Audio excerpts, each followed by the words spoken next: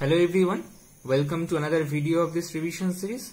In this video, we will talk about electrical properties of heart and very basics of ECG. In a last video, we have discussed about the mechanical properties of heart in cardiac output video. In this video, we will talk about the electrical properties, and this property is responsible for the autorhythmicity of heart or cardiac tissue. And the particular tissue that is responsible for these electrical properties are called as junctional tissues. And the first junctional tissue which makes the or initiates the electrical properties or pace is called SA node, present in the right upper corner of the right atrium.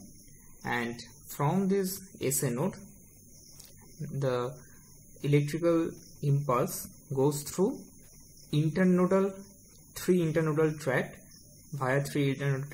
to the AV node. Similarly, another tract called intra-atrial tract crosses the interatrial septum and goes to the left atrium.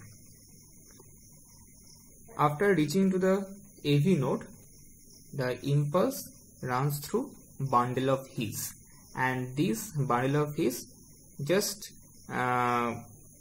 going to the septum divides into right and left bundle branch, and the left bundle branch is much thicker, hence there is less resistance, so there is more speed of electrical impulse through this left bundle branch, and hence from AV node electrical impulse can easily pass through this left in bundle branch, and both the right and left bundle branch then enters the ventricular muscle.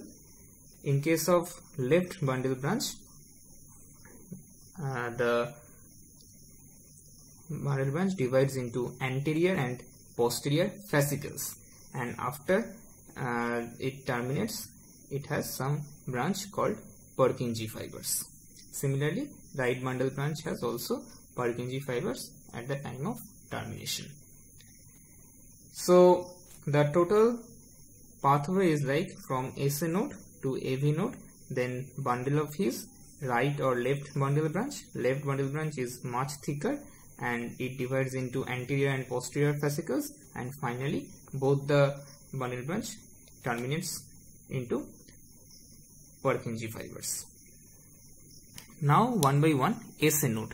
It's called pacemaker or pace setter because the electrical impulse initiates here. AV node, it is responsible for the nodal delay because there is high resistance in this AV node, and this allows atria to complete its contraction before ventricle depolarizes. This is important. Left bundle branch, as already stated, it is much thicker, that is why it has less resistance, and it has more or less direct branch. Hence, left ventricle through the left bundle branch depolarizes earlier. This is important for ventricular depolarization vector. Now, if we plot these electrical activities of heart into a ECG curve, the curve will be like this. It has a upright P wave, it has a QRS complex where Q is the negative deflection, R has positive deflection, and S has again negative deflection, and there is T which is upright, here it is positive deflection. Now one by one, if we consider how this plotting is considered, the P wave denotes the atrial depolarization. QRS denotes, as you all know, ventricular depolarization.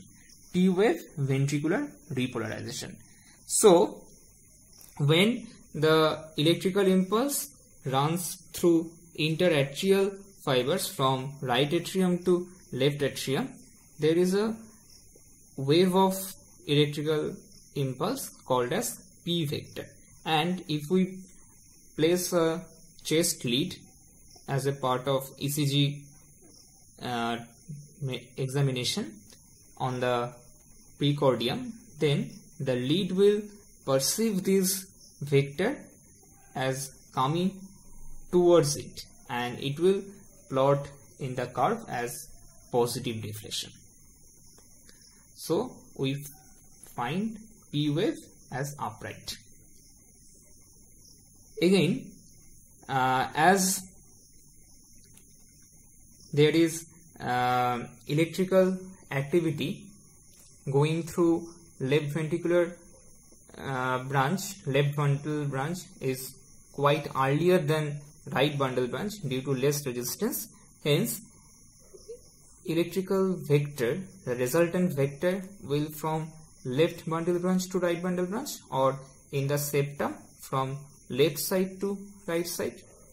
So the septal vector, the direction of the septal vector is from left to right. Hence, any chest lead placed on the precordium will perceive this vector as negative deflection, and here thereby Q wave has a negative wave. Now the RS part, it is due to ventricular depolarization. So P wave was due to atrial depolarization, particularly Q wave was due to septal depolarization. Now RS is due to ventricular depolarization. The left ventricle and right ventricle will ultimately goes into depolarization. Hence, there will be one time when the endocardial part or innermost part of the left ventricle or right ventricle will be positive, and then also there will be normally polarized or negative tissue in the outside. So the direction of electrical impulse will be like this, and the resultant vector will be directed as from right to left, because we know the left ventricle has thicker septal wall, hence the deflection was positive. And the T wave, it is mainly due to some activities of potassium channels. Ultimately, there will be positivity in the outer part and also in the inner part after the depolarization ends. Now the time for initiating repolarization.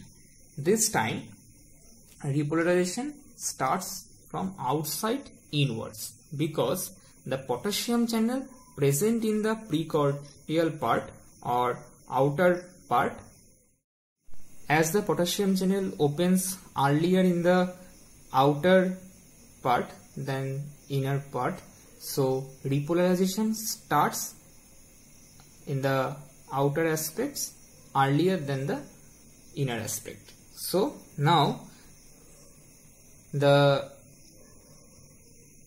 electrical activity will be from inside to outwards, as like in depolarization. This is the characteristic finding in repolarization. The outer part gets depolarized later but starts repolarization earlier. Hence, the positivity persists inside, and this causes electrical impulse from inside outwards, resulting into again a positive vector, and thereby T wave has a positive deflection. So there's other features like ST segment. This is the ST segment. Our segment and interval has a very basic difference. Interval always consists a wave, whereas segment has no wave. ST segment, here whole ventricle is depolarized, and this is also a isoelectrical line because from